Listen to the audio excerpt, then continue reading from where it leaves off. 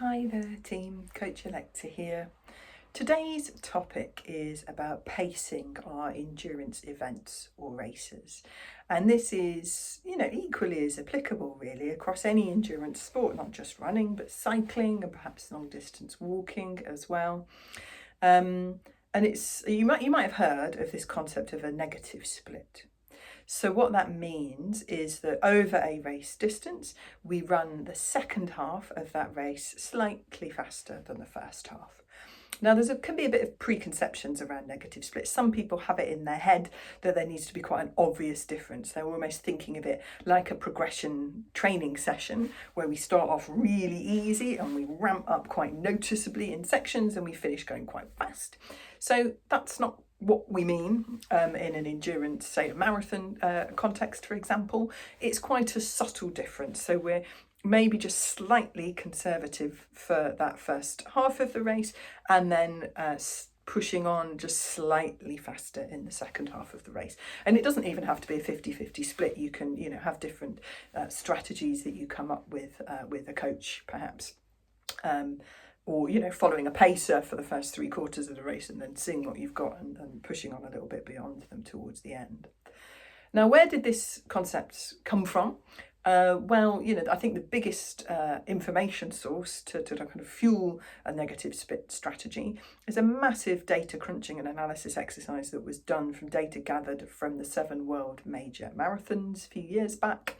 So they generally have timing splits every 5K. So they gather that data from all of the results of all of the tens of thousands of runners that run, London, Boston, New York, Paris, etc. every year. And they know your 5K splits, they know your finishing time.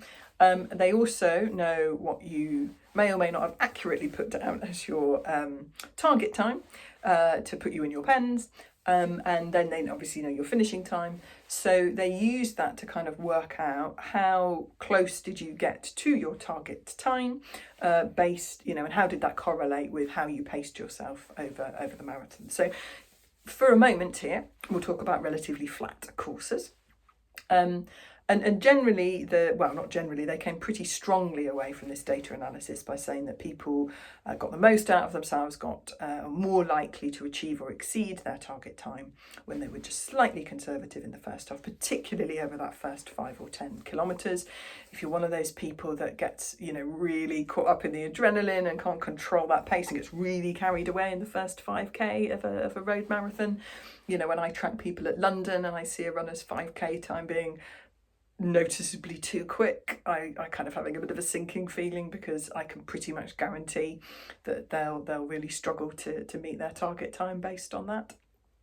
Now, the reason for that is predominantly fueling. So I've talked in previous videos about our 2 fuel tanks for endurance events. Big fuel tank, but it's slower release energy as we're using it doing sport, is our body fat. Smaller, much smaller fuel tank, which is used for kind of quicker release energy, is glycogen, which is derived from sugars. So the broken down from the carbohydrates and sugary things that we eat pre-event and during the event. And the analogy or the visualization I have in my mind is of a bucket. So this bucket is our glycogen fuel tank.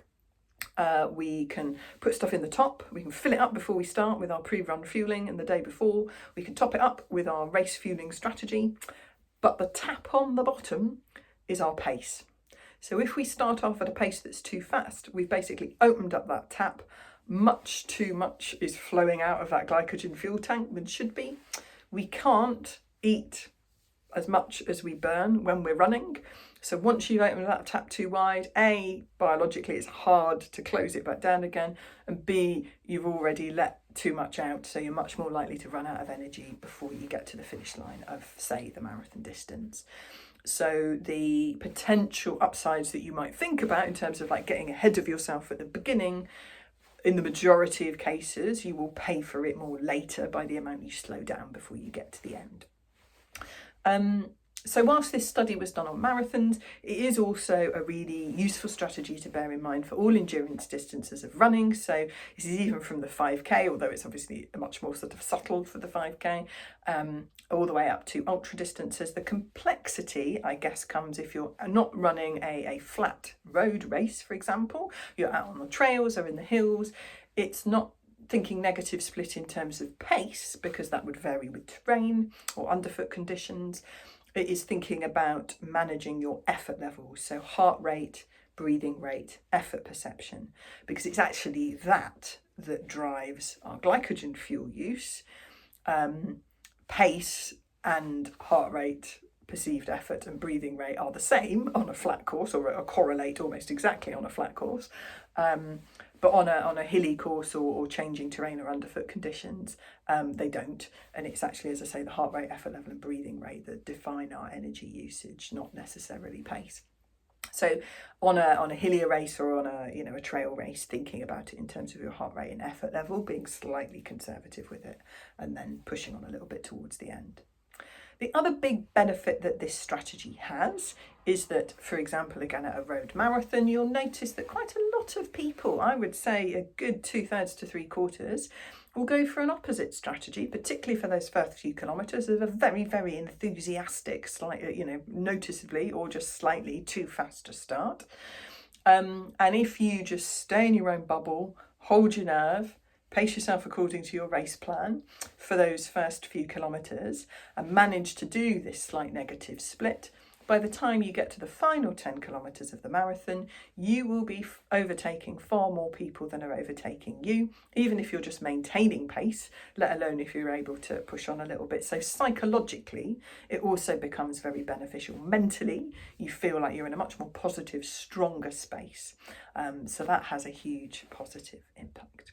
Anyway, that's a little bit of the data, the thinking behind that negative split strategy. Hope that's useful.